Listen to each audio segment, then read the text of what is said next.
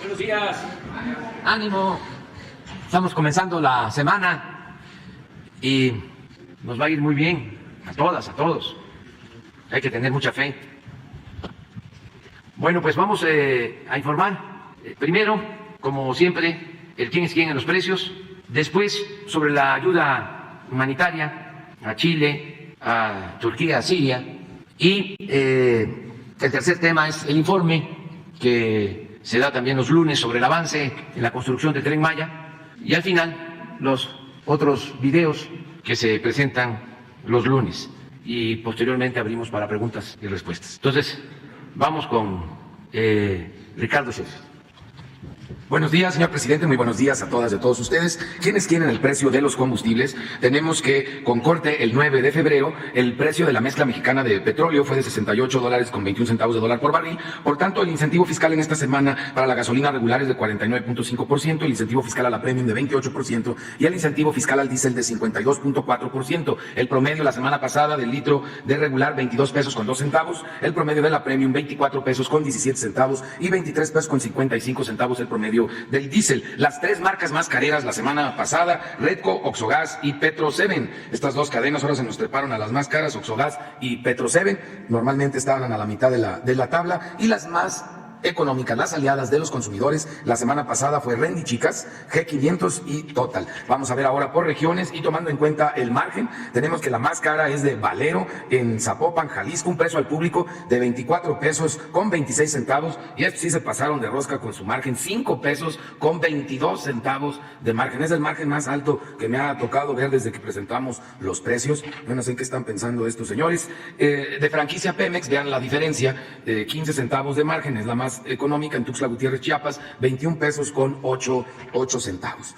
El caso de la Premium, la más cara es de Shell, la encontramos en Irapuato, Guanajuato, allá con mis paisanos guanajuatenses, lo están dando a 25 pesos con 99 centavos, un margen alto, pero no tan alto como el que vimos para la regular de esa Valero, que es de 3 pesos 35 centavos de margen, comparado con los 18 centavos de margen de franquicia Pemex en Puebla, que tiene en consecuencia con un precio más bajo el combustible a 22 pesos con 63 centavos el litro de Premium. En el caso del diésel, la más cara con el margen más alto, también muy disparado, es de Móvil, que normalmente Móvil tiene muy buenos precios, lo han visto como aliado del consumidor muchas semanas, pero esta de Móvil en Monclova, Coahuila, tiene el diésel a 25 pesos 89 centavos el litro, y lo tiene así porque tiene un margen de 5 pesos 63 centavos. Se volaron la semana pasada estas gasolineras, 15 centavos de margen, comparando, es de franquicia Pemex en Lázaro Cárdenas, Michoacán, el más económico, con el menor margen, un precio al público de 22 pesos por litro. Recibimos muchas denuncias y quejas esta semana pasada a través de la app del litro por litro, más de las normales, 350 quejas y denuncias, muchas vinculadas al tema de precio, que se queja en algunos lugares, y vieron que hay razón para ello, como hemos visto en las constataciones,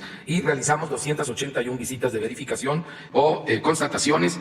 Tres gasolineras se negaron a ser verificadas, una gasolinera en Ángel Cavada, en Veracruz, otra en Santiago Tuxtla de Veracruz y una en Tamuín de San Luis Potosí. Estas tres gasolineras nos apagaron los switch y se fueron. Entonces no se dejaron verificar, ya se ganaron una multa de 850,000 pesos. Yo no sé para qué nos hacen batallar, y batallan ellos, porque al final van a terminar siendo verificados, y por todas las dependencias vinculadas de gobierno federal, la CEA, CRE, con el acompañamiento de Guardia Nacional. Ojalá nos hicieran el favor de cumplir con la ley y dejarse verificar, y se evitan problemas. Las más baratas, 20 pesos con 15 centavos para la regular en Tonalá, Jalisco, y 20 pesos con 20 centavos de Princeton en Guadalajara, Jalisco.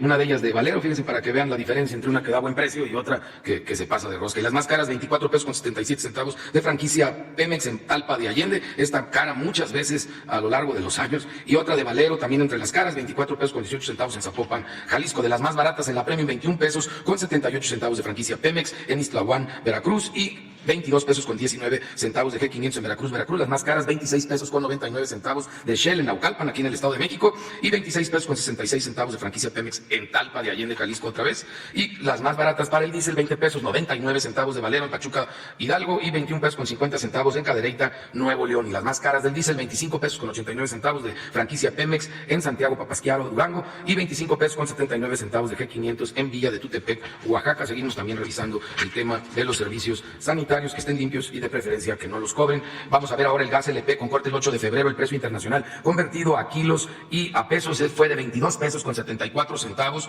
mientras que el promedio la semana pasada en las 220 regiones fue de 20 pesos con 50 centavos por kilo para cilindros de gas. Ustedes pueden ver cómo continúa este promedio, más de 2 pesos por abajo del promedio internacional.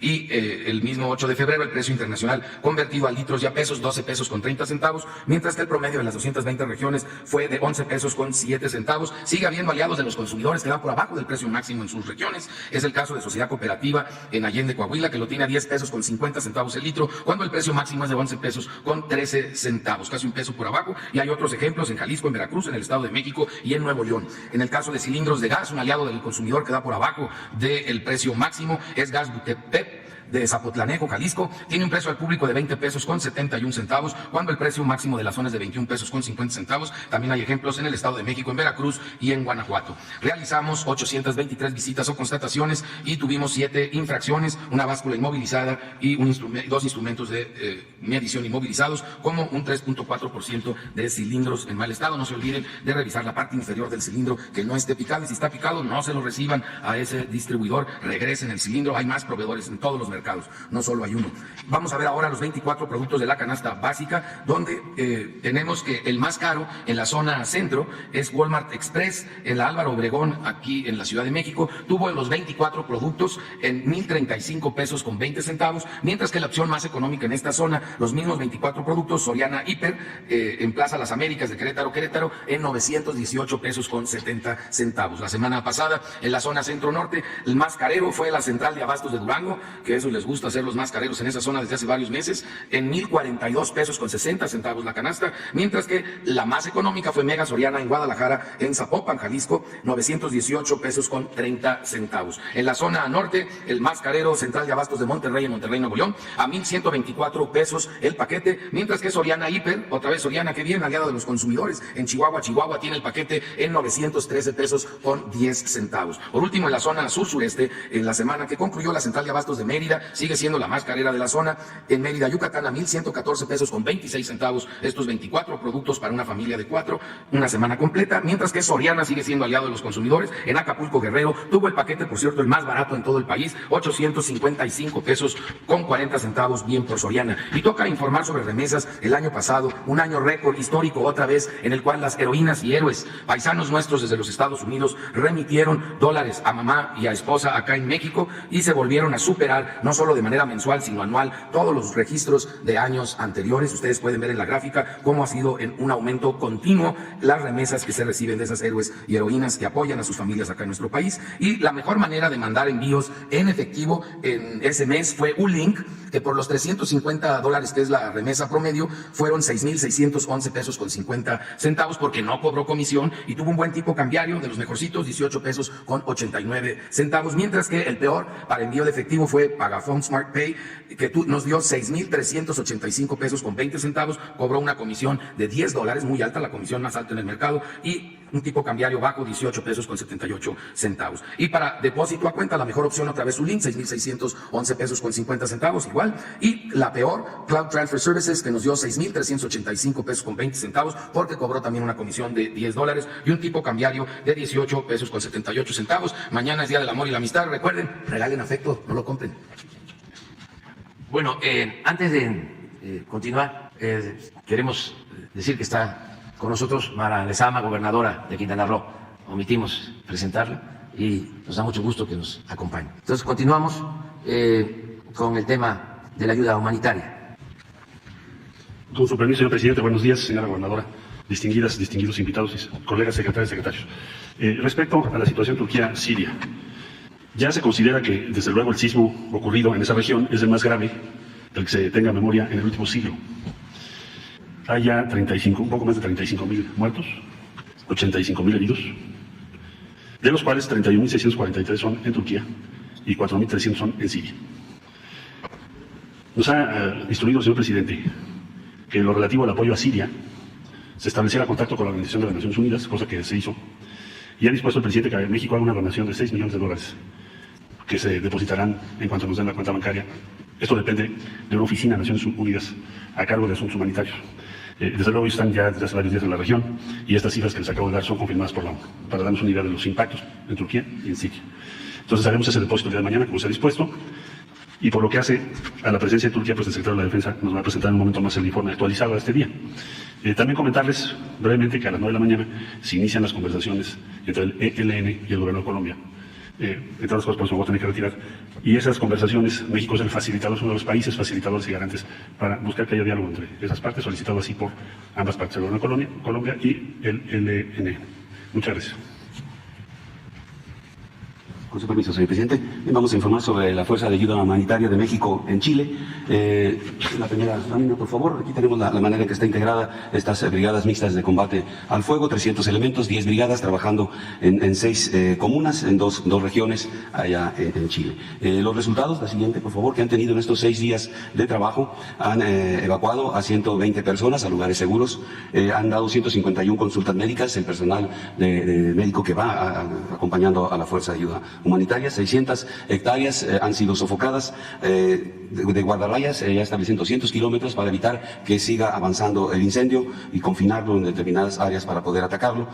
También han aislado 600 viviendas para que se evite que sean consumidas por el fuego y han reconocido 769 kilómetros de las áreas que están atendiendo.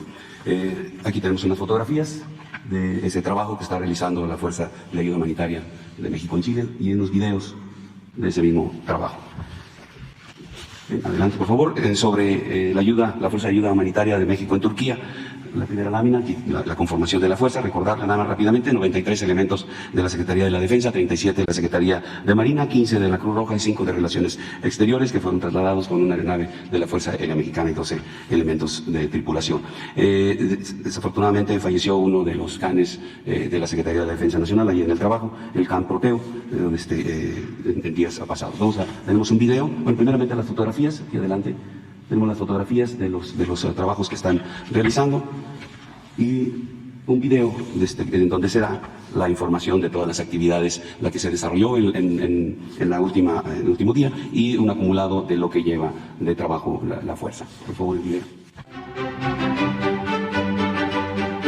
Soy el general José Luis Cruz Piñón, perteneciente a la Secretaría de Defensa Nacional, integrando el agrupamiento de ayuda humanitaria del Gobierno de México que se trasladó a Turquía con motivo del terremoto registrado en la parte sureste de esta nación.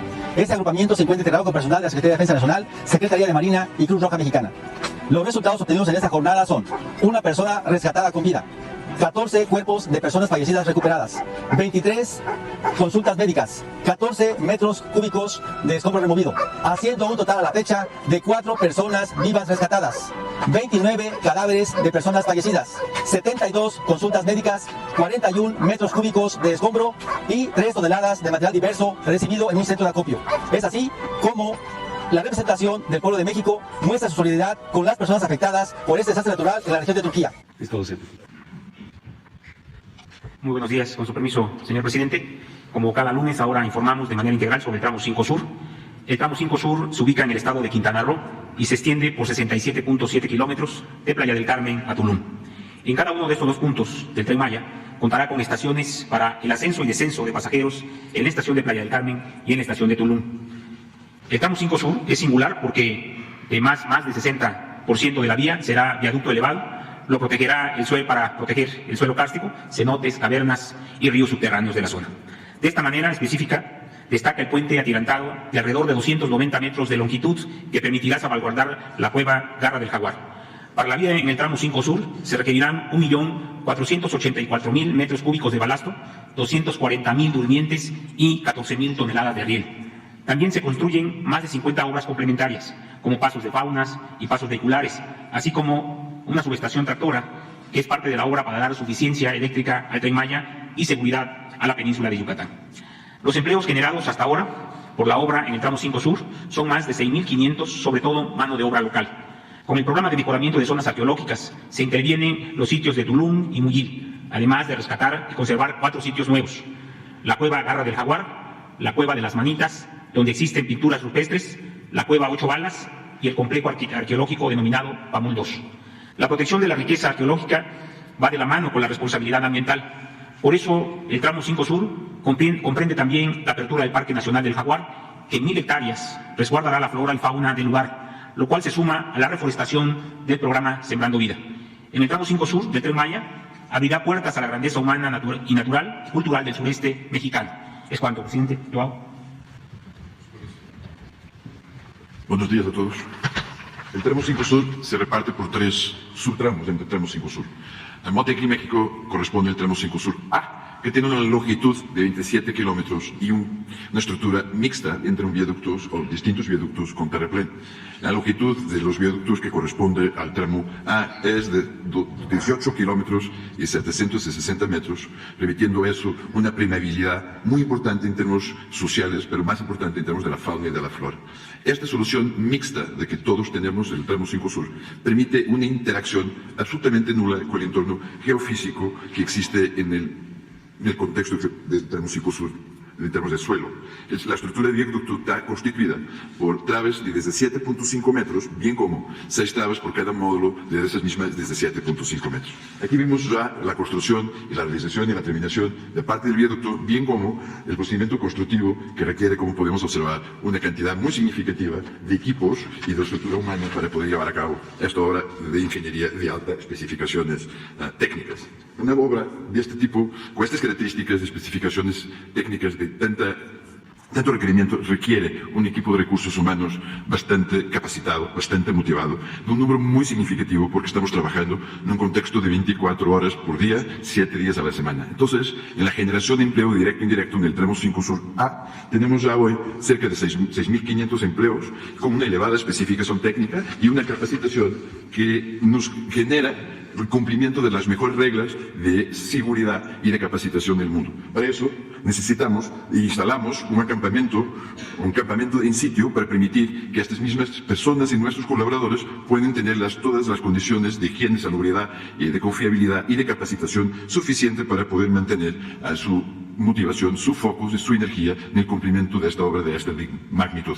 Tenemos un campamento de más de 1.500 personas, tenemos un turno constante de 7 días por semana de 24 horas, lo que requiere un conjunto de equipos bastante significativos, que son más de 500 equipos que tenemos en estos 27 kilómetros que estamos trabajando. Esos equipos, que son más de 500, están compuestos por cerca de 28 perforadoras de grande dimensión y de un diámetro de más de 1,50 m. Significa, para trabajar 28 perforadoras, que necesitamos de más de 300 operadores especializados para trabajar esos mismos operadores, que necesitamos de más de 60 grúas, que necesitamos de más de 67 carros revolvedores de concreto, necesitamos de bombas de concreto 11, de excavadoras 18, de tractores 24, de motoconformadoras 21, rodillos 30, camiones 120 y otros 125. Más de 500 equipos que tienen que estar en una operación logística muy significativa, con una cantidad de insumos muy importantes, insumos que son todos hechos en México. Tenemos números muy expresivos que es importante recordar. Tenemos más de 200.000 toneladas de cemento, tenemos más de 1.7 mil millones de metros cúbicos de agregados por producir,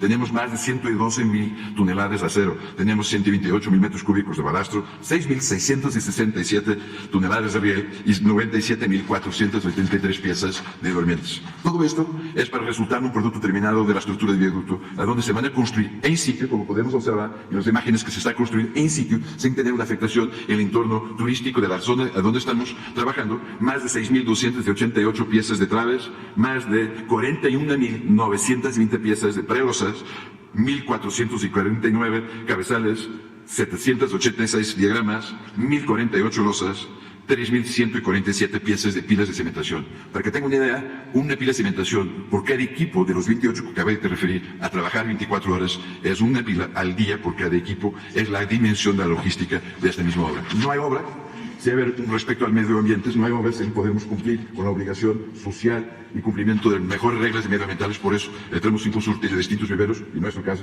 tenemos un vivero donde ya rescatamos más de 34.559 árboles. Por su permiso. Con su permiso, señor presidente. Muy buenos días a todos. En el tramo 5 Sur, el subtramo B, está a cargo del Grupo Indy, una empresa 100% mexicana con amplia experiencia en la construcción de viaductos, con más de 250 kilómetros ya construidos, entre otras cosas. El Grupo Indy es una empresa fundada ya hace más de 45 años, con mucha experiencia en este tipo de proyectos. El tramo 5 Sur, subtramo B, tiene una longitud de 20.7 kilómetros.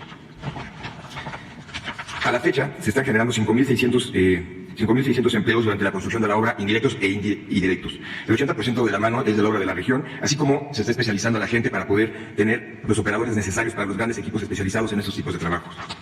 Actualmente ya en la hora se cuenta con más de 450 equipos de trabajo de alta especialidad, así como una planta de prefabricados en la zona de Xpuja para poder cumplir los requerimientos de los insumos que requiere este gran proyecto. En este subtramo B se van a ocupar más de 4.000 tablas prefabricadas, más de 27.000 tabletas prefabricadas, más de 650.000 metros cúbicos de terraplén, más de 73.000 durmientes de concreto, más de 106.000 metros cúbicos de balasto, así como 88.000 metros lineales de riel. En este tramo hay una obra en particular muy específica y muy detallada que se llama Puente Atirantado Garra de Jaguar. Es para liberar una caverna que se encontró en la zona, el cual el puente atirantado tiene más de 263 metros lineales de distancia. También quisiera mostrarles algunas imágenes objetivos de cómo va a quedar este puente, que actualmente ya se está trabajando en él. Adelante, adelante. ¿Es cuánto, señor presidente?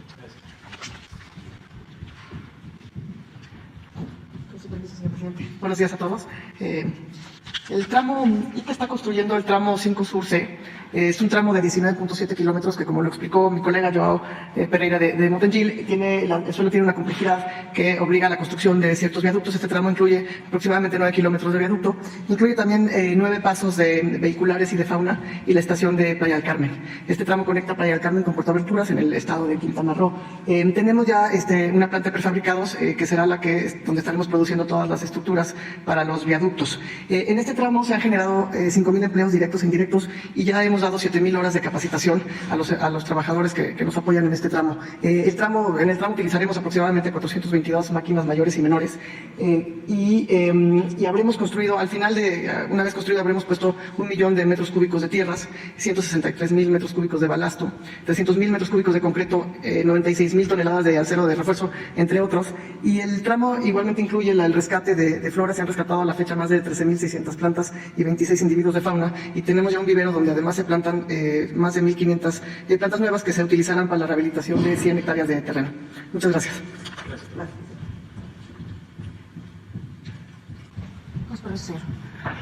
Muy buenos días a todos. Vamos a hablar el día de hoy sobre manufactura y también sobre la cochera que tenemos en el tramo 5 en Tulum. Tenemos aquí unas imágenes y un video de la planta de Sahagún. Esta planta tiene más de 460.000 metros cuadrados. Esto quiere decir que es la planta más grande de toda América y la tercera más grande en el mundo en superficie. Platicábamos hace rato y decíamos que si esto es mucho o es poco, pero para que se den una idea son como 300 campos de béisbol. Esto creo que nos ayuda a entender un poquito más. Tenemos 5 líneas de producción, 2 de ellas dedicadas a Maya, y me gustaría antes de continuar compartir con ustedes un pequeño video para que puedan conocer más de esta maravillosa planta y de lo que estamos haciendo. Gracias. Ciudad Sahagún, en el estado de Hidalgo, es uno de los sitios más emblemáticos de construcción de ferrocarriles en México. Del año 1998 al 2015, aquí se han construido más de 2.000 locomotoras. También es uno de los sitios de construcción más grandes del país, con 464.515 metros cuadrados. El sitio de la ciudad Sahagún cuenta con una escuela de soldadura. Tiene 5 talleres y 6 aulas para formar futuros soldadores, que se desempeñarán en estas líneas de producción. El proceso de construcción inicia en los departamentos de ingeniería, diseño industrial y métodos, que definen los parámetros e instrucciones para el personal de producción. De ahí, el equipo de partes primarias comienza la fabricación de ensambles menores. El personal de producción, compuesto en su totalidad de mexicanos, es especialista en la fabricación de acero al carbón, acero inoxidable, aluminio y cobre. Los procesos especiales más utilizados son soldadura, enderezado, tratamiento superficial, pintura, pegado, torque, hot bolting, remachado y crimpado. El área de trucks produce las estructuras para las ruedas y posteriormente se fabrican bogies para cada carro. El centro de maquinados especiales realiza una variedad de operaciones mecanizadas con alta precisión, alta calidad y alto acabado superficial. En las líneas 4 y 5, los especialistas producen los ensambles más grandes como cabinas para trenes ligeros. El montaje final es cuando se completa el montaje eléctrico, así como grandes subconjuntos metálicos. Después, se realizan las pruebas estáticas y las pruebas dinámicas. El laboratorio de calidad calibra y prueba todos los equipos de medición que se utilizan en el sitio. El Tren Maya está en manos de expertos. Bueno, en este proceso de manufactura, estas son imágenes reales de esta semana del proceso metálico de ensamble y equipamiento que estamos teniendo con el tren. La semana pasada entregamos las primeras 4 cajas que ya fueron aprobadas y recibidas por Fonatur y por todos los organismos involucrados. Aquí podemos ver las imágenes que se hacen. Es una caja de aluminio, que esto permite que sea ligero, con un bajo consumo de energía y con unas mejoras en prácticas de diseño y de manufactura. En el ensamble, por ejemplo, aquí vemos el bogie, es moderno y es una tecnología que está aprobada, que es una tecnología alemana, pero que se trajo y se importó a México, y hoy el 100% del bogie se está haciendo en México. Esto contribuye a lo que siempre hemos dicho de un tren para México, hecho en México. En cuanto a las pruebas, se iniciarán en cuanto terminemos con toda la parte de la pintura y del equipamiento de los 4 trenes. Se entregarán los 4 primeras cajas el 8 de marzo ya pintadas y estarán en el taller y cochera de Cancún el 8 de julio. La siguiente, por favor.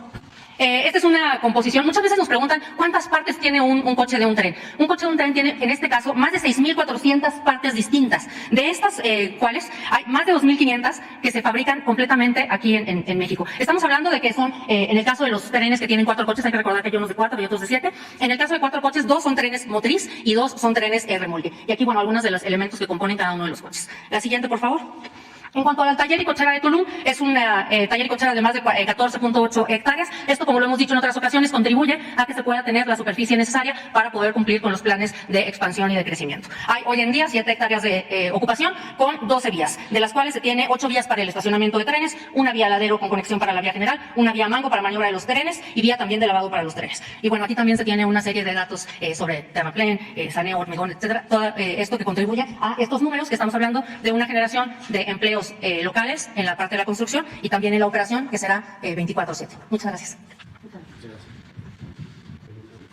Muy buenos días, señor presidente, gobernadora, compañeras y compañeros del gabinete y de las empresas constructoras de este impresionante proyecto, compañeras y compañeros de los medios. Por lo que respecta al trabajo arqueológico en este tramo, vamos muy bien, como ven ustedes, combinando la más sofisticada ingeniería con la recuperación y cuidado del patrimonio arqueológico y, por supuesto, también el patrimonio natural en esta región de la península de Yucatán.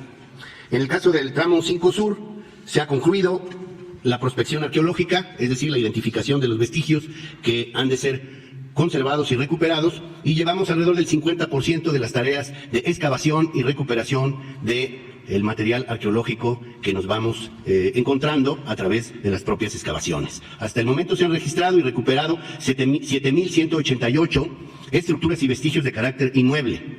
Hemos también podido recuperar 132 objetos arqueológicos de carácter mueble, cerámica, lítica, figurillas, que están básicamente íntegros, es decir, completos. 8.878 fragmentos o tiestos de cerámica que están siendo analizados en los laboratorios que hemos instalado para este objeto. Un entierro y 588 rasgos naturales asociados con el desarrollo de los grupos humanos en la región, que nos dan enorme información y son sobre todo cuevas, grutas semi-inundadas y cenotes. Pasamos a la siguiente. En el programa de mejoramiento de zonas arqueológicas destaca el trabajo que estamos desarrollando en la zona arqueológica de Tulum, enclavada en el Parque Nacional Tulum, que a su vez forma parte de este gran parque ecológico natural que es el Parque del Jaguar. En Tulum estamos llevando a cabo tareas de investigación y conservación arqueológica, desarrollando una nueva sala de interpretación, pequeño museo de sitio, estamos renovando la señalética del sitio y estamos construyendo lo que sería el centro de atención a visitantes, el área de taquilla y servicios, con la participación de la SEDATU. Además, se van a abrir 2 nuevos conjuntos arqueológicos al norte de Tulum, el conjunto Nauyacas y el conjunto Cresterías, para poder tener una mejor dispersión de los visitantes en el lugar. Otra zona arqueológica que estamos trabajando es Muyil. Allí se ha concluido el diagnóstico para las tareas de conservación en los edificios de la zona. Estamos en la renovación de la señalética, el mejoramiento de la infraestructura y la reconstrucción del área de taquilla y servicios en general, incluyendo el estacionamiento para los visitantes. La que sigue, en cuanto a este conjunto de sitios que van a constituir un corredor ecoarqueológico que va de Pamul 2, incorporando también esta gran caverna de la que se habló anteriormente, que es la de Garra de Jaguar, la Cueva de las Manitas y 8 Balas. Ahí estamos haciendo tareas de conservación, investigación y adecuación de este corredor ecoarqueológico, y también estamos planteando mejoras en la zona arqueológica de Xel-Há, incluyendo el mejoramiento de los servicios al visitante. Es todo, presidente. Con permiso. Buenos días a todas y a todos, con su permiso, presidente y gobernadora. Doy la información de los aspectos ambientales. Adelante, por favor, con la primera. Bueno, hacemos un total de los 3 subtramos de los consorcios, más o menos aproximadamente más de 60 kilómetros entre los 3, y lo que tenemos en cuestiones de rescate de flora es lo siguiente: 51.021 plantas rescatadas con 87.9% de eficiencia en el rescate y en vivero. En el caso del manifiesto de impacto ambiental, compartirles que el 7 de junio se hizo la consulta en el ejido Jacinto Pat, y la manifestación de impacto ambiental autorizada de manera definitiva sale el 21 de junio del 2022. La siguiente, por favor. En rescate de fauna tenemos 2.137 individuos rescatados, 245 reptiles, 22 anfibios, 209 mamíferos. En total, 9 pasos de fauna. La siguiente. En el caso de áreas naturales protegidas, compartir que se tenía el área natural protegida de Parque Nacional Tulum desde el 23 de abril de 1981, pero no tenía programa de manejo, el cual se está trabajando. Y a través de nuestro presidente se declara el área natural protegida de flora y fauna, lo que es Jaguar, el 27 de julio del 2022. Esto es 3 veces más grande que lo que es Parque Nacional Tulum. Parque Nacional Tulum es de 664.32 hectáreas y el caso de protección de flora y fauna jaguar es de 2.249.79 hectáreas. La siguiente, por favor. Se está haciendo un trabajo de manera permanente y se sigue todavía en acciones a través de la Comisión Nacional de Áreas Naturales Protegidas, la Guardia Nacional y otras instancias. Se elabora un programa de manejo para el caso del Parque Nacional Tulum. Se está haciendo un operativo conjunto también con Profepa y Guardia Nacional y la integración de un grupo de trabajo de manera permanente, vigilancia permanente en este parque y un convenio de colaboración en el sentido de que se está haciendo un espacio de esparcimiento y conocimiento. La siguiente, por favor. En el caso de lo que es zona federal marítimo terrestre, recordar que este es un espacio muy pegado a Parque Nacional Tulum, también se hace un primer ordenamiento, un primer caminamiento el 2 de julio, también en acompañamiento con la Secretaría de Marina, y lo que tenemos de estos recorridos con más de 96 kilómetros, se logra la delimitación oficial de la zona federal marítimo terrestre del municipio de Tulum de 86.678 kilómetros de longitud. Esto se publica en el DOF el 1 de agosto del 2022. La siguiente. Parque Jaguar, aquí me gustaría señalar porque la importancia ambiental es a través de la protección de sistemas únicos que se tienen en este espacio, que promueve también la parte del conocimiento a través del turismo sustentable, la conservación de selvas y humedales. El caso del Parque Nacional Tulum, pues alberga también ecosistemas únicos, es un sitio de desove de tortugas marinas, por lo mismo que está pegada a zona federal marítima y terrestre, y estas playas permiten justo el desove de estas tortugas. Permite también actividades de recreación en la misma playa. La siguiente, por favor. En adaptación y mitigación del cambio climático hacemos la sumatoria de estas dos áreas naturales protegidas y nos da una sumatoria de 0.09 millones de toneladas de dióxido de carbono. La siguiente. Es compartir un poco de los avances que se van teniendo ya en este espacio de esparcimiento y conocimiento. Se plantea que existe una conexión del Parque Tulum y también del espacio de flora y fauna jaguar y que pueda también conocer en este sentido las personas que visiten. La siguiente.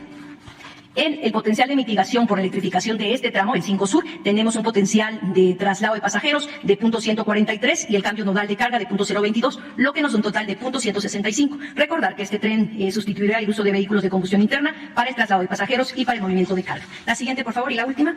Compartir también que la Secretaría del Medio Ambiente hace ordenamientos ecológicos y también es coayudado con el CONACYT, pero en lo que respecta a través de la Secretaría de Desarrollo Territorial, hacemos lo que es el programa regional para delimitar toda la parte urbanística. Entonces se está coayudando en hacer ordenamiento ecológico, pero también ordenar de manera urbana. Es cuanto, presidente. Gracias.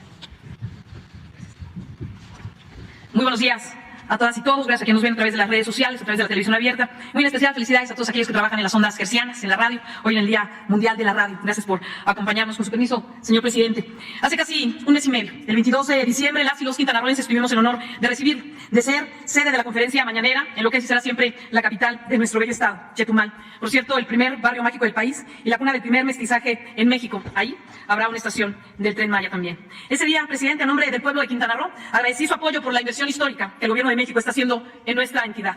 Reflejo de una visión humanista, reflejo de una visión redistributiva, orientada a la igualdad, que está empezando a cerrar esas brechas en el país.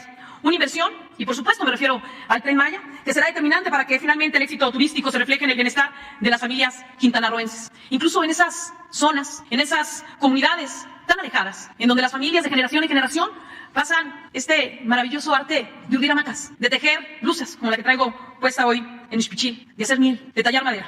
El Tren Maya nos va a dar la oportunidad que el mundo conozca esas comunidades, que conozca lo que hacen nuestras y nuestros artesanos. Con una inversión histórica, con el Tren Maya, vamos a regresarle la esperanza a nuestros hermanos mayas, a los municipios del centro y del sur, a las personas que tienen muy poco, pero que merecen mucho, pero mucho más. La inversión que su gobierno está realizando en la península y en particular en nuestro estado, en Quintana Roo, por alrededor de 45,000 millones de pesos, será un parteaguas, un hito para el desarrollo, un hito para el bienestar social, y por eso estamos trabajando en el gobierno del estado para apoyar, para articular los proyectos productivos, la organización con los productores, las cooperativas de servicios y pequeños empresarios ahí, en la zona sur, ahí por donde pasa este tramo del Tren Maya, en el interior del estado, y así vincularlos con la demanda de la industria turística. Estamos también articulando una nueva política de integración en el estado, con lo cual incluye también a nuestras islas. El Tren Maya, y habría que sumar una inversión importantísima también, el Aeropuerto Internacional de Tulum, que se construye en tierras de Felipe Carrillo Puerto, y por supuesto la inversión histórica de Lina, más de 1,000 millones de pesos. Esta inversión en vestigios arqueológicos que el mundo tiene derecho a conocer. Y hablaba hace un momento Diego de Muyil, de Pomul 2, hablaba la secretaria de Medio Ambiente del Parque del Jaguar, pero también están Xcaval, el Meco, Xantún, Oxtancá, y así se integrará un nuevo modelo turístico sustentable, alternativo, rural y arqueológico, que no solo se oriente en el crecimiento, sino que tenga como objetivo, y lo digo muy claro, el bienestar social. El Tren Maya es un detonante que beneficia no solo a Tabasco, a Chiapas, a Campeche, a Yucatán, a Quintana Roo y a México. Beneficia también al resto de los países con quienes compartimos la herencia de esta civilización milenaria. Monumentos arquitectónicos, lengua y comunidades que reflejan el esplendor de esa cultura maya hasta nuestros días. Este año vamos a recibir casi 21 millones de turistas. Tenemos, y hemos roto todos los récords, y este año los vamos a romper. Para darnos una idea, tenemos prácticamente la misma cantidad de pasajeros en enero que diciembre, que es una gran temporada alta en el Aeropuerto Internacional de Cancún. Sin embargo, casi todos permanecen ahí, en Cancún, o se distribuyen hacia la Riviera Maya, y solo una pequeña porción visita otros lugares del estado. Muy pocos visitan las bellezas que tenemos en el sur, ahí, en la Riviera del Río Hondo, en la Ruta de las Iglesias, en los municipios que albergan tesoros arqueológicos, históricos y culturales, donde se asientan localidades pequeñas, generalmente rurales o indígenas de origen maya. Pocos conocen la Cueva de las Serpientes Colgantes en José María Morelos, o los bordados maravillosos que hacen nuestras artesanas en Ixpichil o en otros muchos lugares del estado. Por eso la importancia del Tren Maya. El Tren Maya redescubre esas comunidades. El Tren Maya le da la oportunidad a las y los artesanos que conozcan su talento y las maravillas que crean. Por eso, y mucho más, la importancia del tren, con Cancún como principal emisor de pasajeros y sede de las operaciones del centro operativo del Tren Maya, ayudará a sustituir ese modelo económico y social que está agotado por otro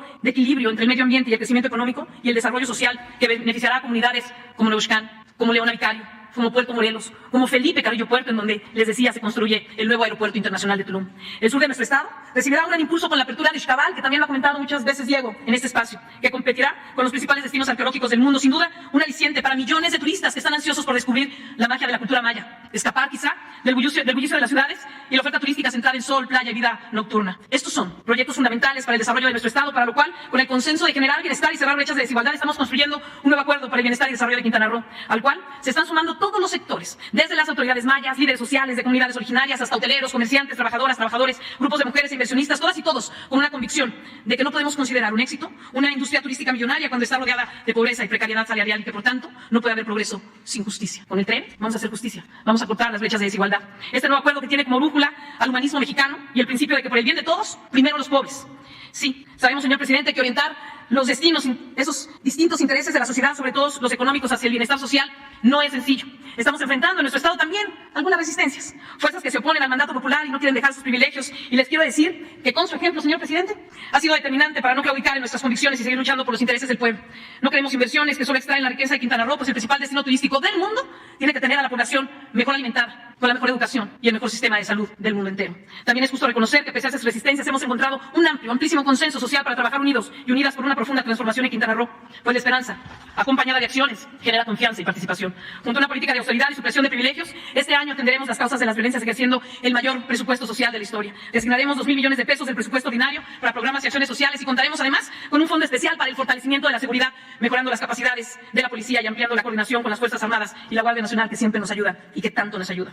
Además de esta obra única en el mundo, el Tren Maya, también le queremos agradecer, señor presidente, por las 4 importantes obras complementarias que son de gran importancia para nuestro estado: el Boulevard Coloso, el distribuidor vial del Aeropuerto Internacional de Cancún, el puente vehicular Nichupté y la ampliación de la avenida Chacmol, así como los 3,518 millones de pesos que se entregaron a través de los 14 programas prioritarios del Gobierno de México en el año que acaba de concluir. Señor presidente, nuestro gobierno camina a ras de suelo, sigue su ejemplo, continuará trabajando para que estas obras, como el Tren Maya, distribuyan los beneficios del éxito turístico a muchas otras regiones del país, pero que además se vean reflejados en el bienestar de todas y todos los quintanarroenses, empezando por las y por los que menos tienen. Estoy segura que si dirimimos diferencias, si dialogamos, si trabajamos en unidad, poniendo siempre en la prioridad del público a los seres humanos, escribiremos las páginas más bellas en la historia de Quintana Roo, y ahí, en esas páginas, sin duda, estará el Tren Maya. A todas y todos ustedes, los esperamos en Quintana Roo, de norte a sur, y siempre con los brazos abiertos. Muchas gracias. Muchas gracias. Dos videos. Es que el lunes hay bastante información. Tren Maya, reporte integral tramo 5 Sur, 13 de febrero de 2023. El tramo 5 Sur del Tren Maya se extiende de Playa del Carmen a Tulum, en el estado de Quintana Roo, a lo largo de 67.7 kilómetros de vía doble electrificada. Cruza por 2 municipios y 6 localidades de la Riviera Maya, donde los pasajeros podrán ascender y descender en 2 estaciones, una ubicada en Playa del Carmen y otra localizada en Tulum. Del total de la vía en el tramo 5 Sur, 25.6 kilómetros son de terraplén y 42.1 kilómetros son de viaducto elevado, que se construirá con ingeniería de última generación para proteger el suelo kárstico, así como cenotes, cavernas y ríos subterráneos. El viaducto elevado se soportará sobre columnas y pilotes herméticos, instalados bajo estrictas medidas de seguridad, que evitarán derrame de materiales e impedirán contaminación del manto acuífero. La obra incluye un puente atirantado de alrededor de 290 metros, por el cual cruzará el Tren Maya, salvaguardando la cueva conocida como Garra del Jaguar.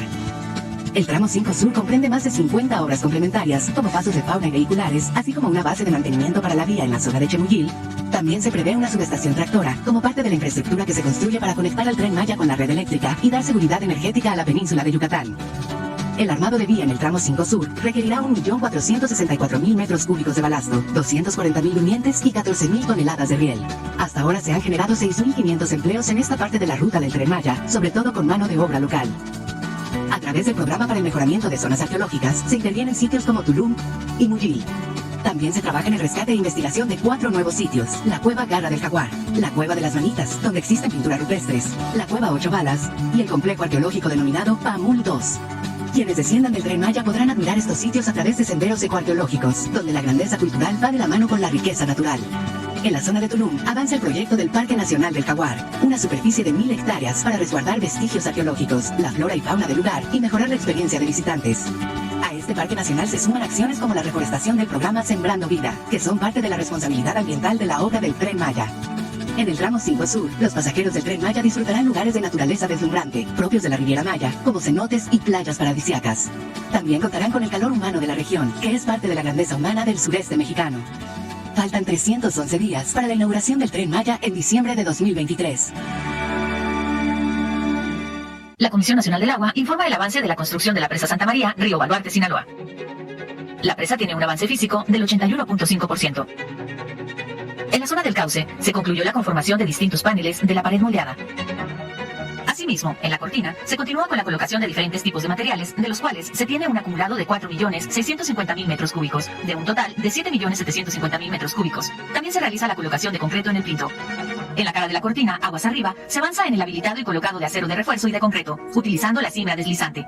En el vertedor 1 en canal de descarga se lleva a cabo la colocación de tubería de drenaje, así como el colado de la losa de piso, carga y acarreo de materiales producto de la excavación y el anclaje sobre taludes. En los muros de gravedad de ambas márgenes se colocó acero de refuerzo y concreto. También se realizan trabajos de habilitado y colocación de cimbra, así como acero de refuerzo en la zona donde se ubicará el cimacio. En el túnel 3, como parte del equipamiento electromecánico, inició la colocación del abocinamiento de la obra de toma, la cual estará integrada por 2 sistemas de tubería. El primero para el desagüe de fondo de 104 metros de longitud, con un avance de 95 metros en su fabricación, y el segundo para la obra de toma de 300 metros, la cual tiene un avance de 143 metros. Adicionalmente, se trabaja en la fabricación de 2 válvulas tipo mariposa biplanas, las cuales tienen un avance de 60%, una tipo mariposa de sello simple y 2 de tipo chorro divergente, con 35% de avance en su fabricación. A la fecha, se han generado 4.498 empleos en la construcción de la presa. Ya. 1, 2, 3, 4, 5, 6. Va. Adelante. Primera fila para que... ¿Es la que se sortea? Sí. Ah, bueno. ¿Cómo? Buenos días, señor presidente. Buenos días, miembros del gabinete. No, buenos días, gobernadora. Saculación. Buenos días, gobernadora.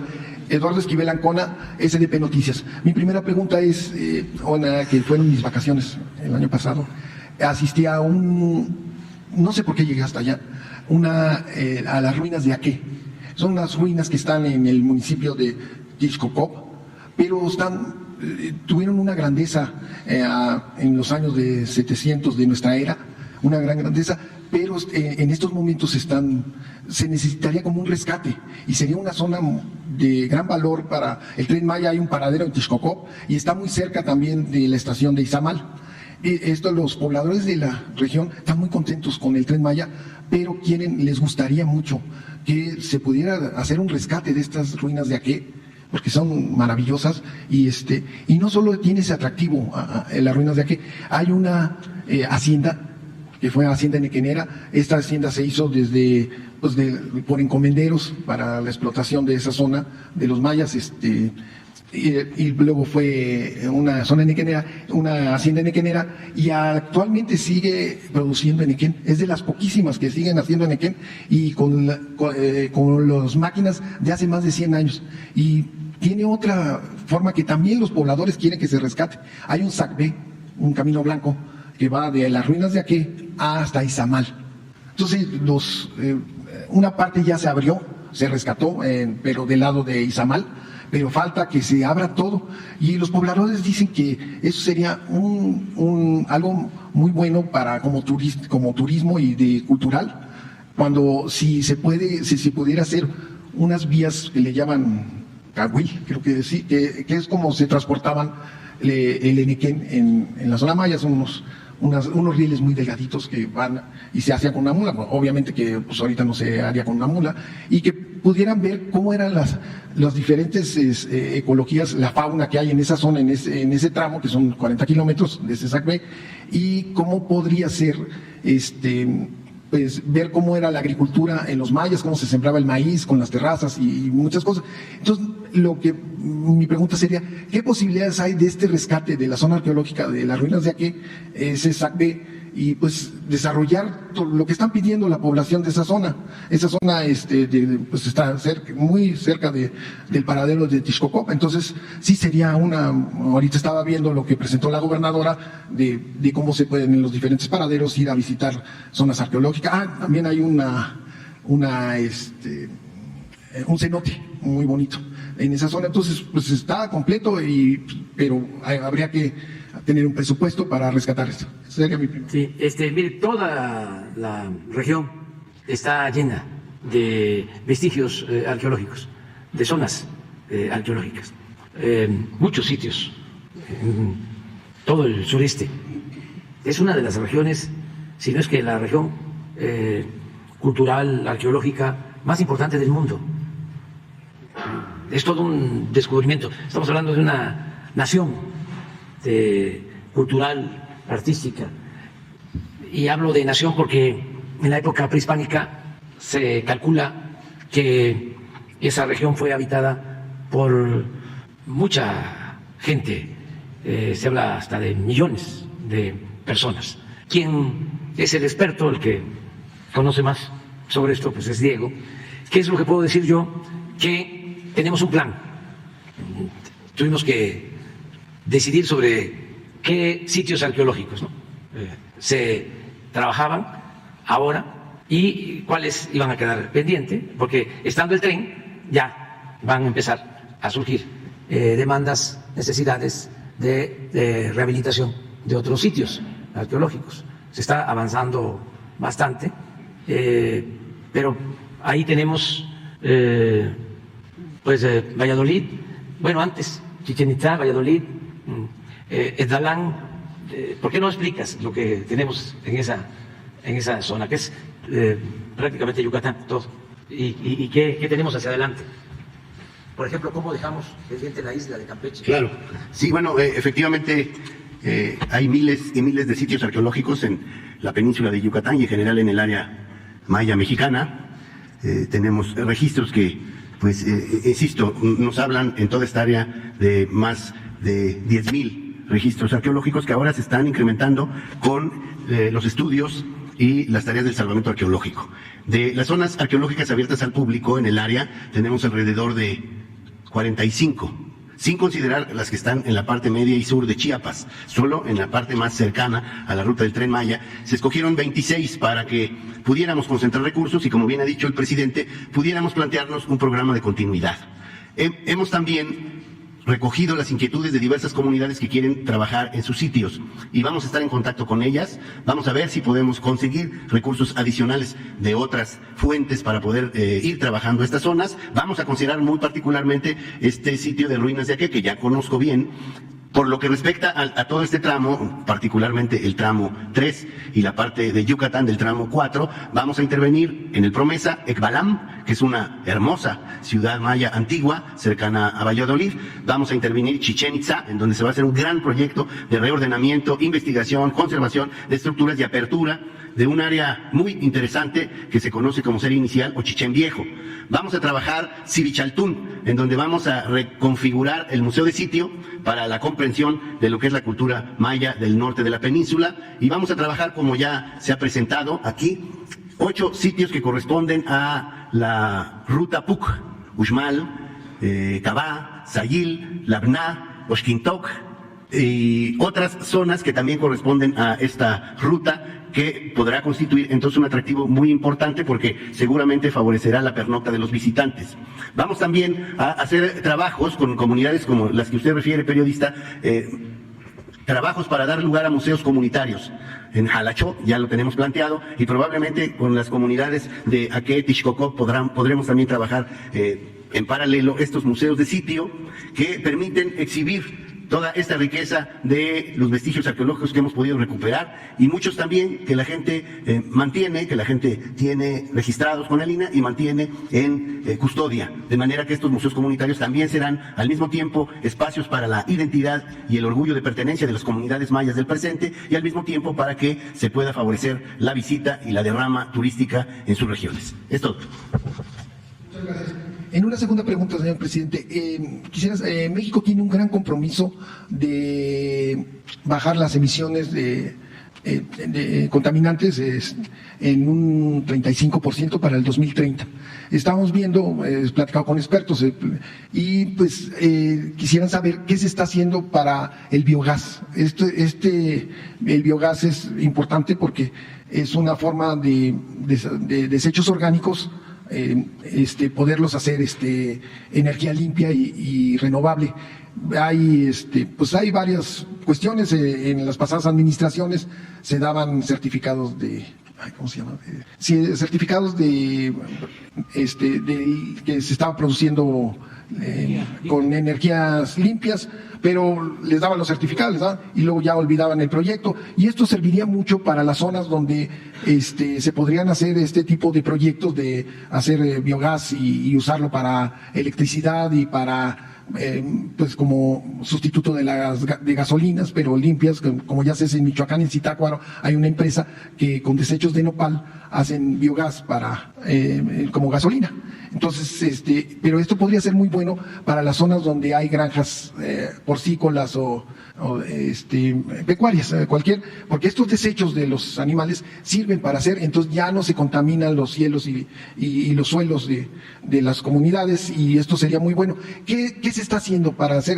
La jefa de gobierno va a estrenar ahorita una planta en el poniente en donde están los tiraderos de basura, una planta muy interesante hidrotermal, es lo mismo, que está para producir electricidad de una manera. Pero ¿qué está haciendo el gobierno para poder cumplir el compromiso que se tiene de emisiones de efecto invernadero, bajarlas en un 35% para el 2030?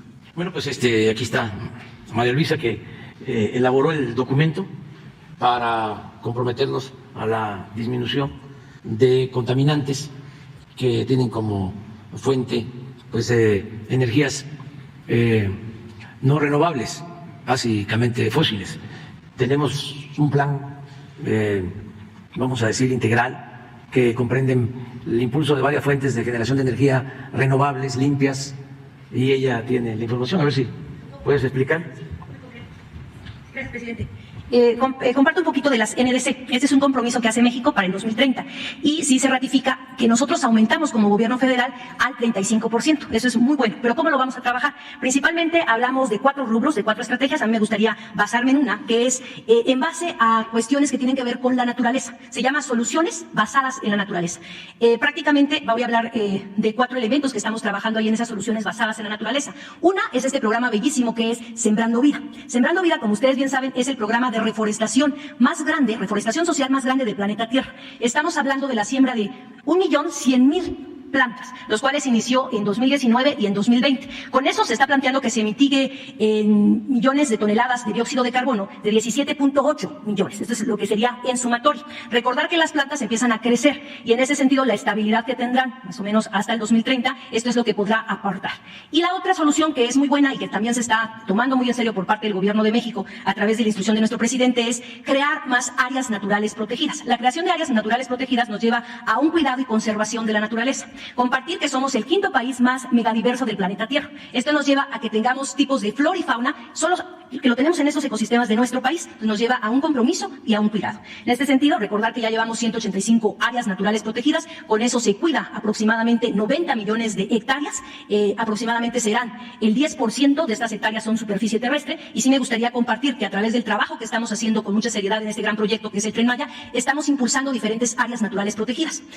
Platicaba hace 15 días días de esta área natural protegida que será en Calakmul, haciéndola más grande, y vamos a llegar a 1.5 millones de hectáreas. Esto nos colocará después de las Amazonas como la superficie de conservación en ecosistema selva tropical más grande del planeta, ¿no? Entonces creo que eso es parte del impulso de lo que se está haciendo con este proyecto. Entonces, en soluciones basadas con la naturaleza, hablé de la cuestión de reforestación, también de áreas naturales protegidas, pero también del cuidado de las áreas naturales protegidas que tenemos. ¿Cuáles son las áreas naturales protegidas que tenemos? Tenemos 183 que ya estaban, 182, perdón, que ya estaban, y en este sentido lo que estamos buscando es que cuando nosotros dejemos esta administración tengamos todos los programas y planes de manejo de las áreas naturales protegidas. Entonces, esas serían, de lo que usted específicamente comenta, es algo que se puede impulsar y se impulsa, pero planteamos que esos son como propuestas pilotos. Lo que nosotros hacemos es sumatorias de las cosas que se han hecho, impulsado desde el gobierno de la Cuarta Transformación y que, como vemos, son superficies mayores y más grandes. Eso podría compartir. Muchas gracias, porque también están las plantas de tratamiento de aguas residuales. Ahí también se pueden hacer, y hay en ciudades también se podría hacer biogás, pero no lo están contemplando. Sí, mire, se contemplan varias cosas. En lo que usted comentaba de las granjas de cerdo, tenemos ya todo un trabajo directamente en Yucatán por las granjas de cerdo. Recuerden que también son emisiones de gases y lo que se plantea es ocupar ese biogás. En el caso de tratamiento de las plantas de tratamiento de aguas residuales también, pero eso es como cuestiones de estudio piloto, no es que no lo contemplemos. Sí, gracias. Ya nada más por último, señor presidente. Muchas gracias. Ya por último, señor presidente, ¿ya se tiene alguna luz de la venta de Banamex o todavía estamos esperando? Pues están en espera, eso es lo que puedo comentar. Solo sé que van muy bien las cosas y que pues yo espero que pronto, muy pronto, ya se dé a conocer lo de esta operación. Muy importante, porque va a significar darle certidumbre a trabajadores de este banco. Significa también darle certidumbre a los clientes de este banco. Significa el que se mantenga un banco importante en el país, que se pueda llevar a cabo la operación con la participación de mexicanos, que eso también es destacado. Significa el que el patrimonio cultural de Banamex, que es muy importante, se quede en nuestro país, que se conserve en México. Y adicionalmente, que no deja de ser importante, pues a diferencia de antes, cuando lo vendieron, que no pagaron ni un centavo de impuestos. Estamos hablando de otros tiempos, cuando era presidente Fox, porque lo veo muy activo en las redes. Entonces, para que no se enoje tanto, nada más recordarle que siendo él presidente y estando de secretario de Hacienda Gil Díaz, que se lo había recomendado Roberto Hernández, porque Gil Díaz había trabajado con Roberto Hernández, cuando está el gobierno de Fox, se lleva a cabo esa operación, principal accionista de Banamex era Roberto Hernández, el secretario de Hacienda había estado como empleado de Roberto Hernández, pues todo se acomodó para que no pagaran impuestos. Tenían que haber pagado como, en ese entonces, de aquellos pesos, como 12,000 millones de pesos. Entonces ahora, al darse esta operación, pues van a pagar los impuestos, en este caso los que están en la operación. Entonces no nos cae nada mal este ingreso para la hacienda pública, para el presupuesto público, que es el que se utiliza para impulsar el desarrollo y para el bienestar de nuestro pueblo. Entonces, ojalá y pronto se resuelva. Y que no se enoje Fox. Presidente Emerson Segura, del Sistema Público de Radiodifusión, preguntarle en referencia a su mensaje del fin de semana sobre que el gobierno de México va a impulsar o va a encabezar este movimiento en contra del bloqueo a Cuba. Me gustaría preguntarle si ya el gobierno mexicano tiene conversaciones con el gobierno estadounidense para que México pueda fungir como mediador o como interlocutor, al mismo tiempo que, bueno, Rusia acaba de nombrar nuevo embajador en México y el que está en México se va a Cuba, ¿no? Es decir, si eso juega a favor o en contra, en ese sentido, presidente. Muchas gracias. Bueno, no sabía yo lo del cambio de embajadores. Nada más, nosotros siempre, incluso desde antes de que yo llegara al gobierno, la política exterior de nuestro país, apegada a los principios de no intervención y de autodeterminación de los pueblos, ha condenado el bloqueo a Cuba, desde siempre. Y no solo México, cada vez que hay asamblea en la Organización de Naciones Unidas, se somete a votación de todos los países el tema del bloqueo a Cuba. Y solo 1 o 2 países o votan en contra o se abstienen, de cerca de 200 países. Es decir, la inmensa mayoría de los países del mundo está en contra del bloqueo a Cuba. Pero suele suceder de que se concluye la asamblea, como funciona el veto de un país, pues no se puede hacer nada. Y así año con año. Pero es importante el que este tema se trate como un tema fundamental de derechos humanos, porque sin duda es una violación flagrante a los derechos humanos de todo un pueblo. Nadie puede cercar, bloquear a un pueblo por razones políticas, ideológicas. Es inhumano, porque es un asunto que tiene que ver con una carga ideológica que nulifica el derecho de los pueblos a actuar con independencia y con libertad. ¿Qué culpa tienen nuestros hermanos cubanos de que no le guste a una potencia el que decidan actuar de manera soberana? ¿Y por qué orillar a ese pueblo mediante un bloqueo injusto a que se rebele en contra de su propio gobierno? Porque al final eso es lo que buscan. Si bloquean y no pueden llegar alimentos, no pueden llegar medicamentos, no les permiten que los cubanos que viven en Estados Unidos o en cualquier otra parte del mundo envíen a sus familiares apoyos. Es más, los ponen en una lista de países terroristas. ¿Y eso qué significa? De que no pueden las instituciones del gobierno de Cuba, las embajadas, ni siquiera abrir una cuenta bancaria en el país donde están sus sedes. No pueden, porque están en la lista de países supuestamente terroristas.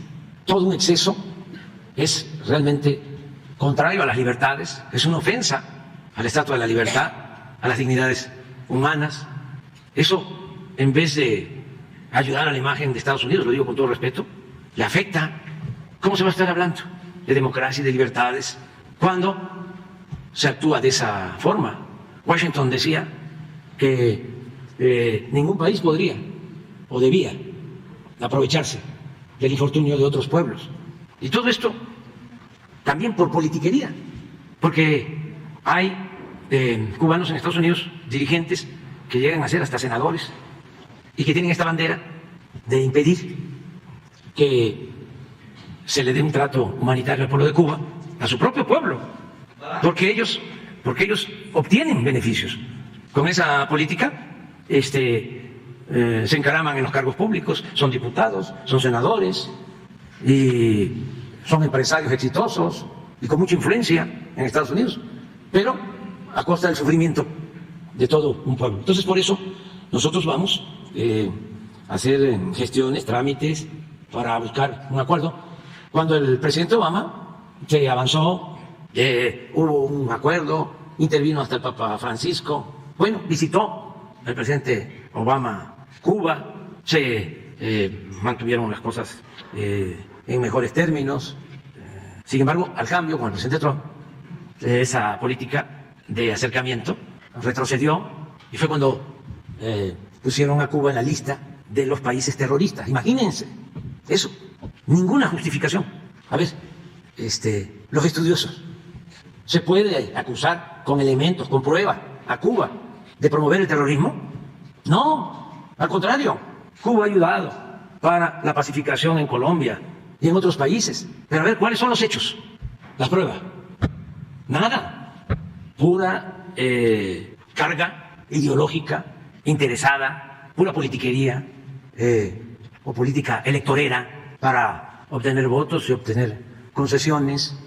Eso es lo que está sucediendo. Nosotros vamos a buscar, convencer, persuadir al gobierno de Estados Unidos de que haya un cambio en esa política, porque es justo En ese sentido, presidente, vemos una radicalización también, es decir, de la élite política en Estados Unidos, y no solo en el tema de Cuba, es decir, los republicanos seguramente se opondrán o presionarán al gobierno de Biden para que esto no suceda, pero es decir, en el tema migratorio, como usted bien menciona, vemos también una mayor radicalización de los gobernadores, por ejemplo, el de Texas, Greg Abbott, o el de Florida, donde hay muchos cubanos, Ron DeSantis, donde él supuestamente podría ser el sucesor de Trump. Es decir, vemos que conforme se acerca el 24 y la sucesión, hay una radicalización en el discurso antimigrante y racista, ¿no?, de muchos actores políticos en Estados Unidos, presidente.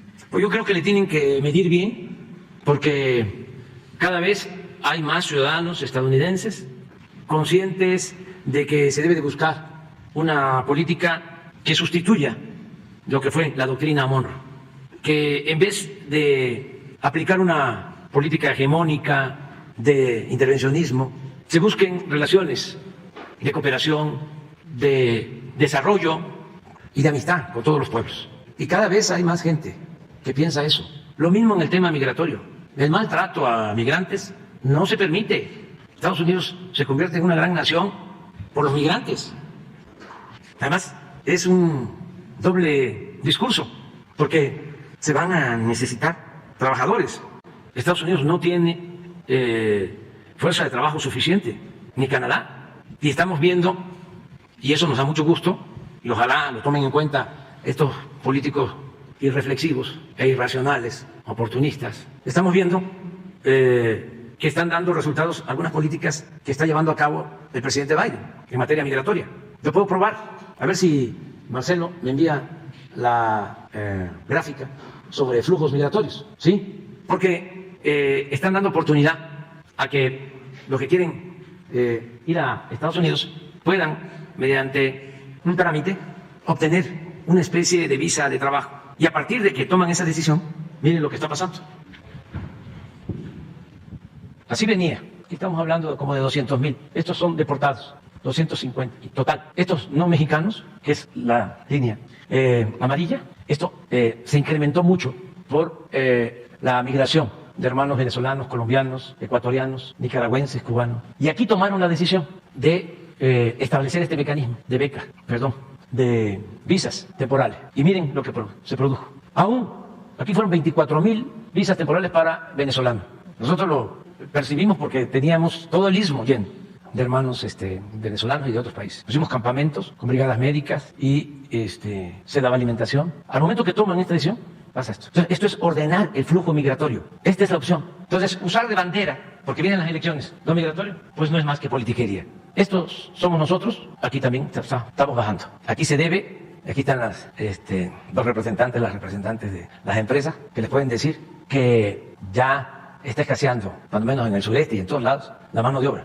Hay mucho trabajo en México. Todos los parques industriales que se construyeron el año pasado se ocuparon. Está llegando mucha inversión extranjera y hay, afortunadamente, oportunidades de empleo. Le voy a dar un dato. No quiero que se generen celos ni sentimientos, porque se está atendiendo a todo el país. A diferencia del periodo neoliberal, el crecimiento solo se daba en algunas regiones, al grado que durante todo el periodo neoliberal, la mayoría de los municipios de México perdió población, porque solo había empleo en la ciudad fronteriza, en las costas, en algunas ciudades del centro del país, en las grandes ciudades, y en el caso del sureste, solo en Cancún, en el norte de Quintana Roo, ni siquiera en todo Quintana Roo, eran como islas. Entonces ahora lo que estamos buscando es un desarrollo horizontal, porque durante el periodo neoliberal crecía el norte 5%, el centro 2%, y el sureste no crecía, es decir, 0, o decrecía.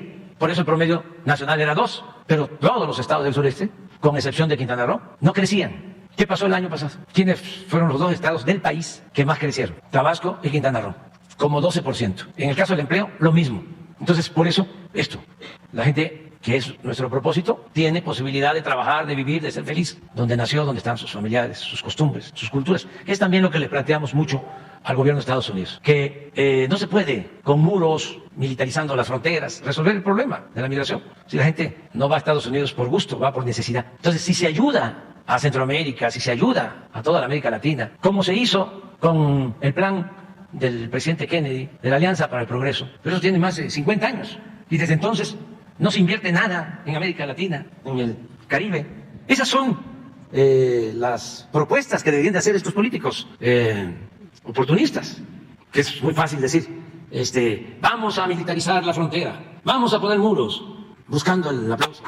Fácil. Ya no les va a funcionar esa política, por dos cosas. Una, porque si hay maltrato a migrantes, y en especial a mexicanos, nosotros vamos a llamar a que no se vote por esos partidos y por esos candidatos, en ejercicio de nuestras libertades. Porque Franklin Delano Roosevelt, ese titán de las libertades, uno de los mejores presidentes que ha habido en Estados Unidos, hablaba de 4 libertades: la libertad de palabra, la libertad de creencia, la libertad de vivir sin miedos ni temores y la libertad de vivir libres de miseria. Eso era Roosevelt. Entonces, no vamos a permitir el maltrato a migrantes, no vamos a permitir el maltrato a mexicanos. Y lo otro que deben de tomar en cuenta estos politiqueros, con todo respeto, es de que en Estados Unidos, como ya lo expresé, hay un movimiento a favor de los derechos humanos. Y les comenté aquí que en la visita que tuvimos con nuestro amigo, presidente Biden, una de las cosas que me comentó desde que nos trasladábamos del aeropuerto a su hotel es que ya de cada 100 niños que estudian primaria en Estados Unidos, 24 hablan español. Entonces, a los hispanos que trabajan, que viven honradamente en Estados Unidos, no les va a parecer el que se maltrate a paisanos, migrantes que tienen sus mismos orígenes, en el sentido amplio. Y aplica lo de la canción de Rubén Blades. Vamos a ver cómo le hacemos para estarla transmitiendo desde aquí. No, yo creo que es de Blades, o es de René. A ver, búscala y la ponemos al rato. El que no quiere a su patria, no quiere a su madre. A ver, búscala. Vamos a escucharla, ¿no? Es que es importante el tema, porque sí, ya estoy viendo, como dice el compañero, ya empezaron, ¿no? A querer agarrar de piñata a los migrantes, ¿no? Con su conservadurismo de estos politiqueros, con su conservadurismo de siempre, ¿no? Pero ya cambió la situación y que además nuestros paisanos conozcan cuál es nuestra postura. Le tenemos mucho respeto al presidente Biden, entre otras cosas, porque es el único de los presidentes de Estados Unidos de años recientes que no propuso construir muros. Es el único. Los que han habido, republicanos o demócratas, como si fuese una manda, tenían que construir muro. También como publicidad. Le reconocemos eso y le reconocemos al presidente Biden que no haya redadas. No se ha podido porque hay una oposición fuerte en el Congreso. La regularización de los migrantes, como se ofreció en campaña. Pero cuando menos no hay redadas, no hay maltrato. Eso lo agradecemos mucho. ¿La tienen o no? A ver, vamos a poner para que no nos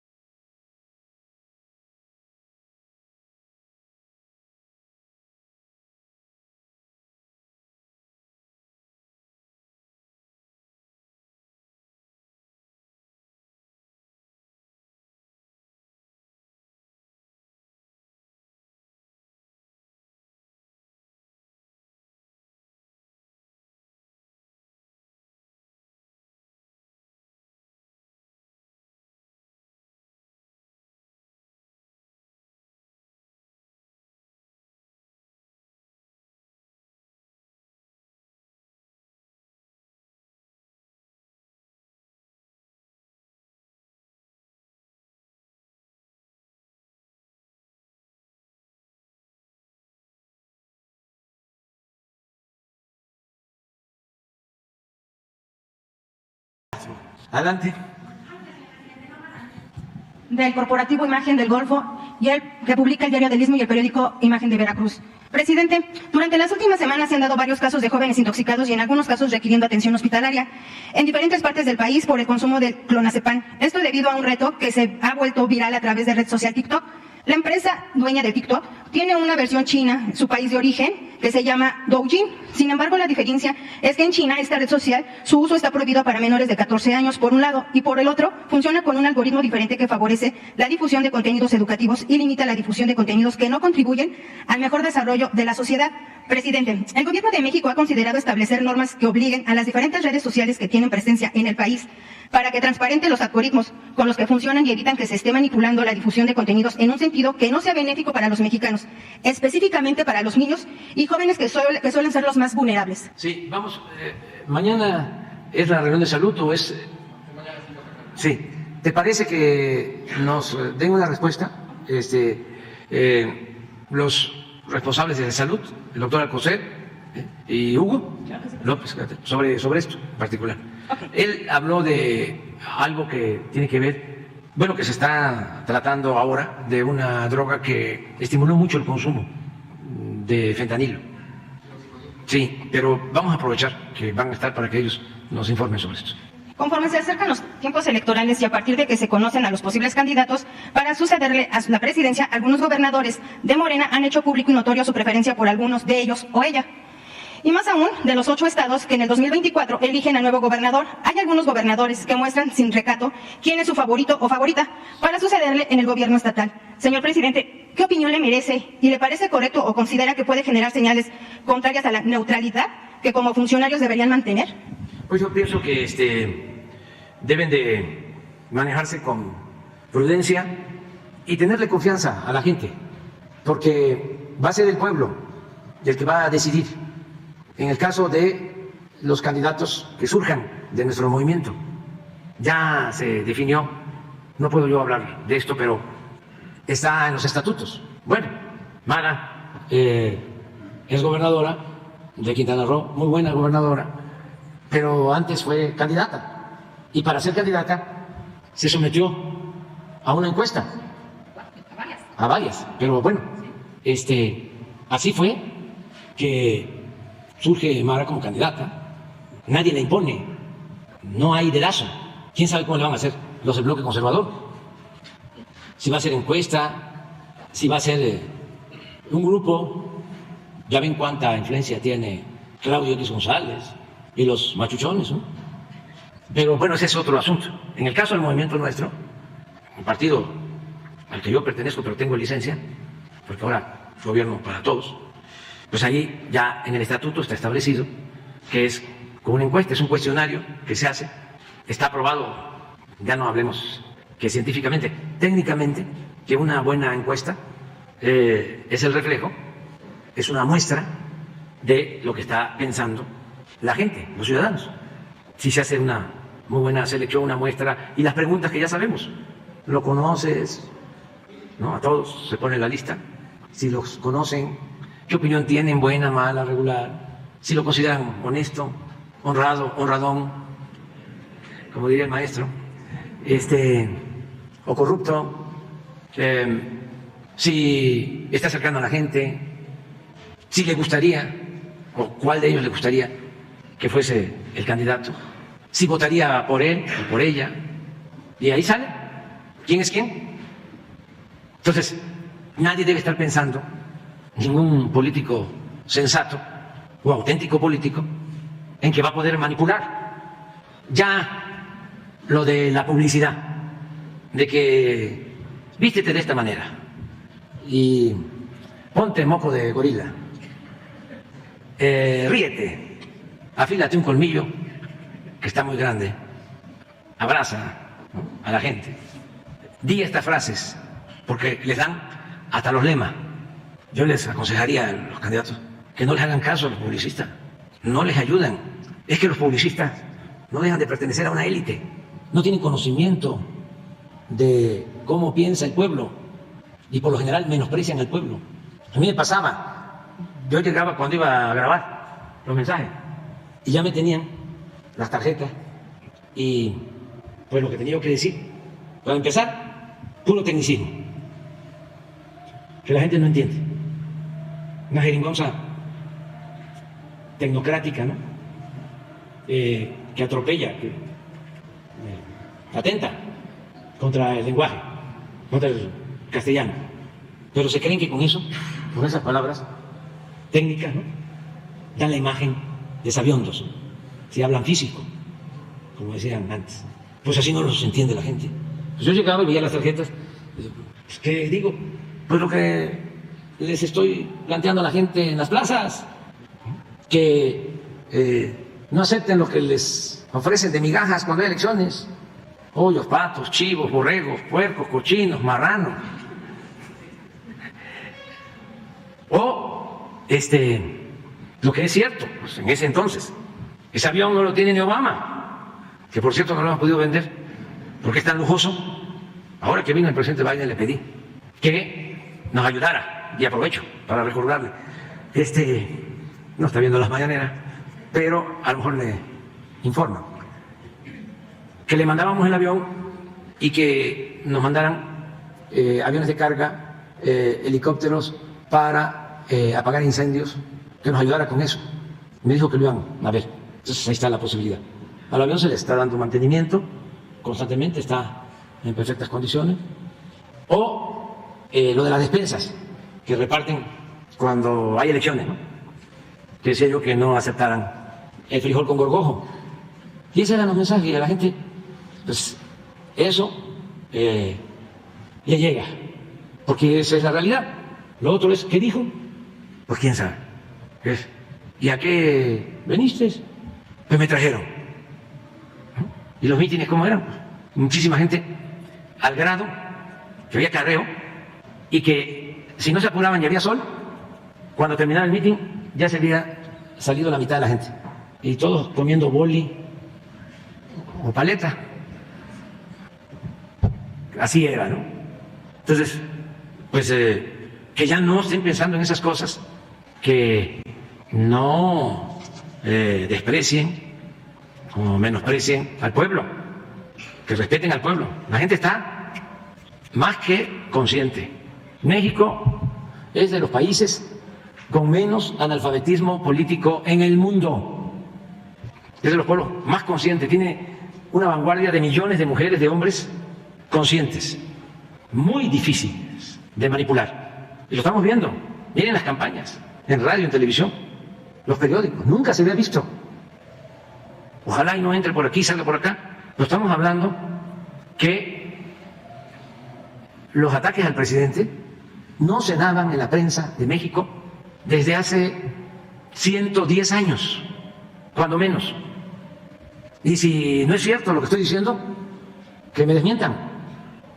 Desde la época del presidente Madero no se atacaba tanto a un presidente, todos los medios, la mayoría, diría que cuantitativamente 98% de los medios en contra. Hay periódicos en donde todos los artículos, las caricaturas, programas de radio, todos van escuchando la radio, le cambian y lo mismo. Y era antes la radio la campeona de la libertad. Claro, existen las radios comunitarias y hay otras radios, pero las cadenas, a ver, recuérdame cuáles son las cadenas en donde están los comentaristas más famosos. Radio Fórmula, MBS, todas. ¿Cómo se llama la que era la W? Radiópolis. Vean quiénes son los conductores de todos esos. Todos en contra. Afortunadamente, pues la gente ya no les cree, hay más conciencia, no se deja a la gente manipular. Estaba yo viendo ayer, por ejemplo, un periodista del Universal, Salvador García Soto, haciendo a ver si está su video, y así, diario. No, bueno, ponemos el texto, pero no la imagen, porque es muy fea. Digo, muy dolorosa. Celos. Adelante.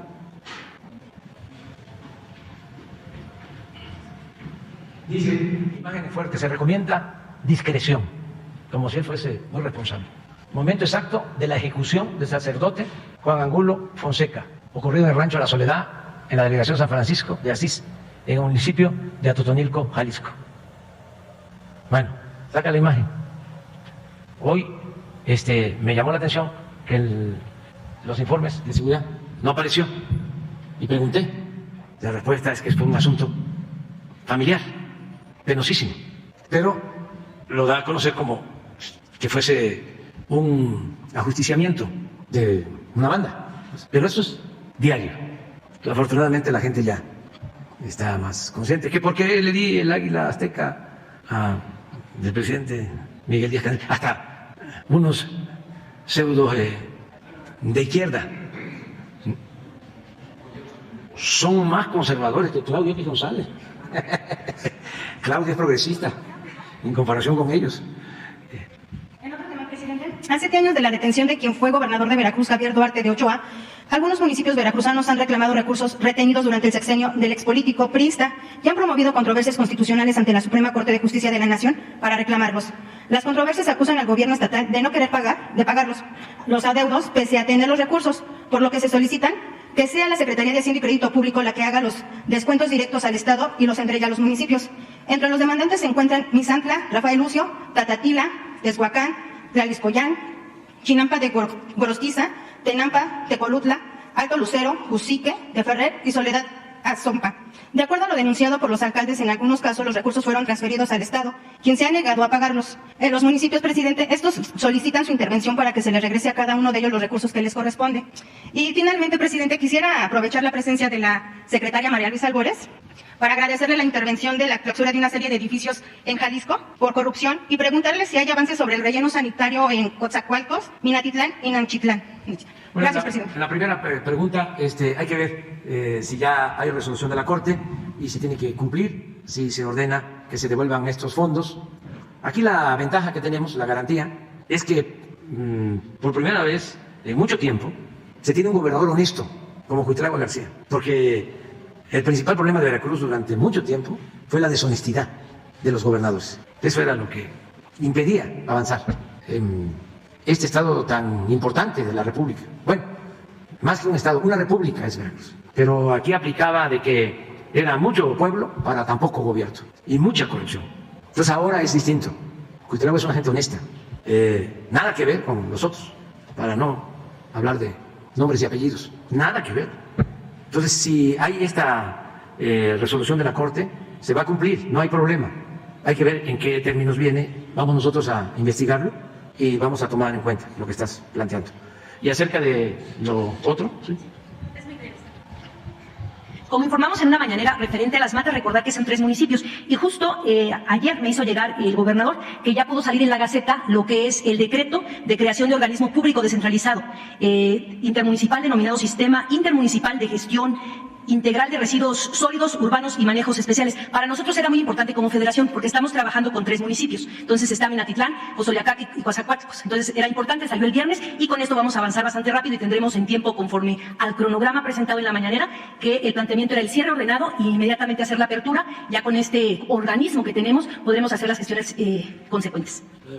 De Vallarta también se hizo la parte del operativo, estamos de manera concreta, de manera prácticamente permanente a través de la Profepa, porque sí nos pasa mucho, que por la mañana podemos colocar la clausura y por la tarde otra vez vuelve a entrar. Entonces estamos de manera permanente también con Guardia Nacional haciendo ese trabajo y no nos vamos a quitar, sobre todo porque hay edificios donde se dio un permiso para determinados pisos y ellos ya se pasaron de esos pisos. Entonces no nos vamos a quitar, de hecho se está viendo desde una manera legal lo que va a pasar con las construcciones que no fueron permitidas y que ellos sí lo hicieron. Es que muchas veces en cuestiones ambientales prefieren pedir perdón que pedir permiso y eso consideramos que no debe de ser válido.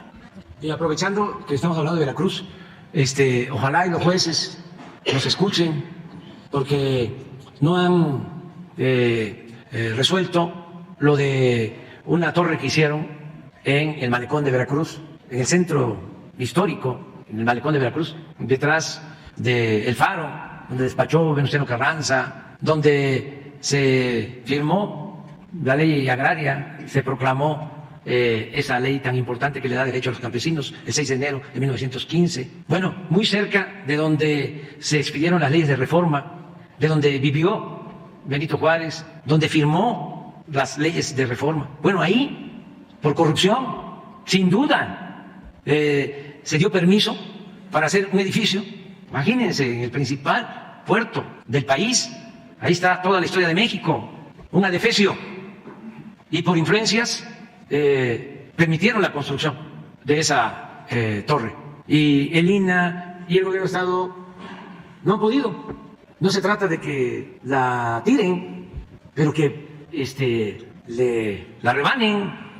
Y eso lo pueden hacer, que no afecte un sitio histórico tan importante. Y si no responden, no es amenaza, ni siquiera advertencia. Pero es lo único que podemos hacer, aunque también en algunos casos hay que presentar denuncias de desafuero cuando cualquier autoridad, por corrupción o por influyentismo, afecte el interés público, pero cuando menos dar a conocer los nombres de los jueces, los que hicieron esto, y traer, Jesús, para la próxima, en estos días, traer fotografías para que todo el pueblo de México se entere de todas estas cosas, producto de la corrupción. ¿Cómo van a permitir hacer ese edificio ahí? Entonces, no rendirnos. Una propuesta, ¿no? Porque los 3 se quedan para mañana. No digan que sin lista, ya. No afecta, no afecta en nada. Seguimos trabajando. Muy bien, pues nos vemos mañana. Sí. Estamos viendo. Sin lista nada más los 3.